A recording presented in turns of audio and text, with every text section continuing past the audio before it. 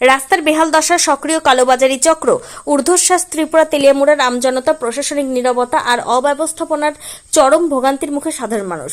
ত্রিপুরা খোয়াইজেলা তেলিয়ামুড়া মহকুমার gas agency এবং Maharanipur petrol পাম্পের সামনে শত শত মানুষ ভিড় জমায়।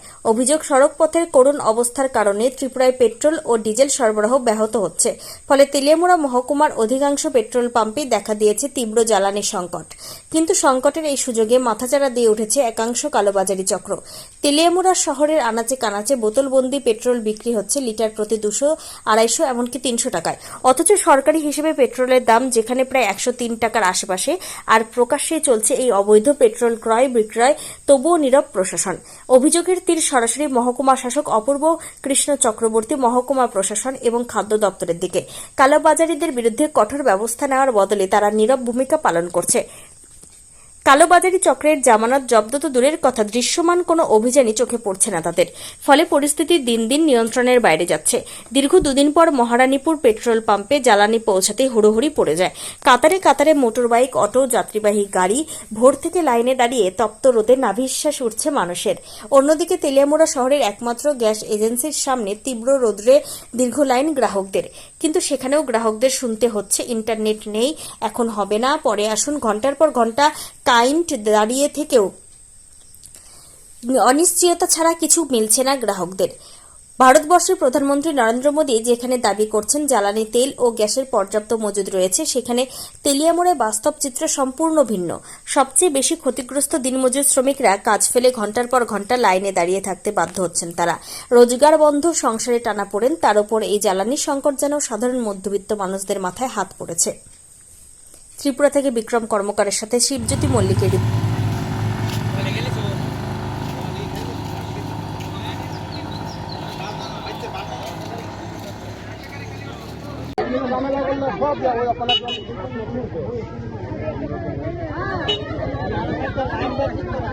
আপনারা লাইন কো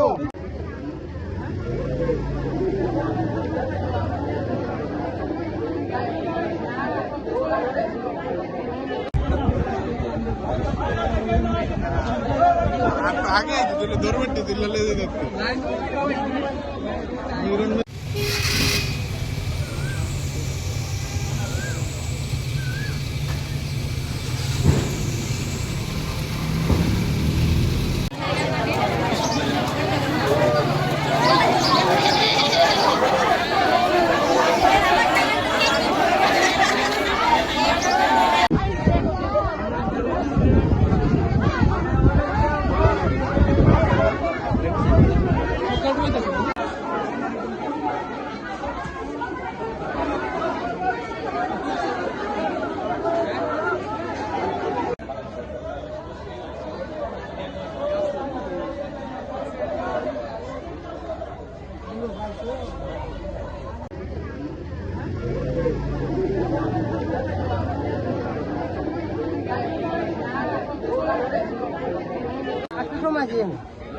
কি কারণে? গ্যাস কি নাই? কোন অফিস এটা? কোনখানে? মানে কতক্ষণ ধরে দাঁড়িয়ে রয়েছেন? আমি তো প্রায় 4টার সময় দাঁড়াইছি। এটা কি শুধু আজকে হইতেছে নাকি প্রতিদিনই? মানে প্রতিদিন হইতেছে? কালকে সোমবার দেখা গেল দিছে না, আজকে আর দিব। মানে গ্যাস কি আছে নাকি না থাকার কারণে? কম বেশি আজকে কতক্ষণ ধরে দাঁড়িয়ে রয়েছেন? 8টার সময় দাঁড়াইলাম। আপনার নাম? লাইনে দাঁড়াই আছেন মানে কি কারণে তো লাইন মনে করুন? কি নিতে আইছেন আপনি? গ্যাস। এই সমস্যা কতদিন ধরে এনে? সমস্যা তো অনেক দিন ধরে, রাস্তা বেশি আছে।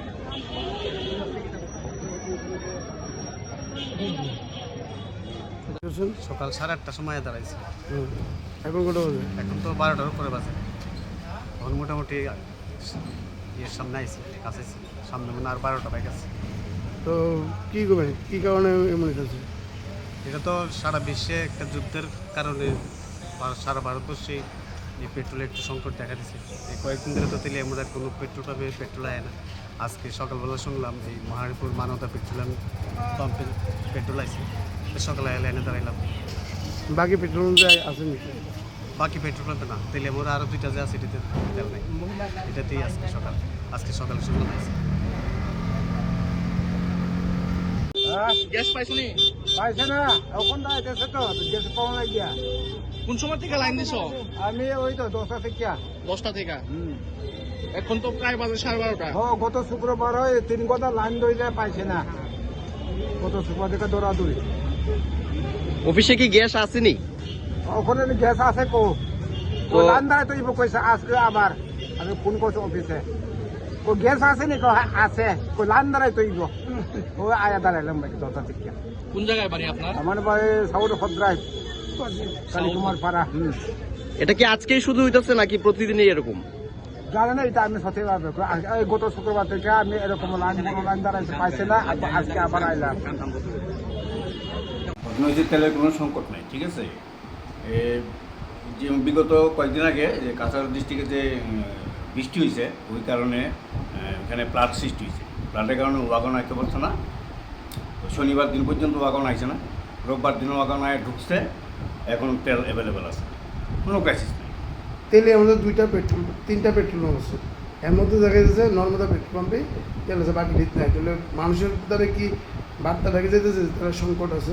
না, ওইটা মানুষ যদি এটা অন্যরকমভাবে নেয় তাহলে হচ্ছে আলাদা কথা, কিন্তু তেলের কোনো সংকট নাই।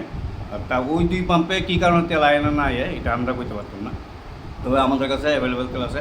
গতকালকে আমার এক গাড়ি লুট হয়েছে, আজকে যেই তেলটা আমরা দিতেছি, আজকে এক গাড়ি আইব, আগামীকালকে আরেক গাড়ি তেল আইব।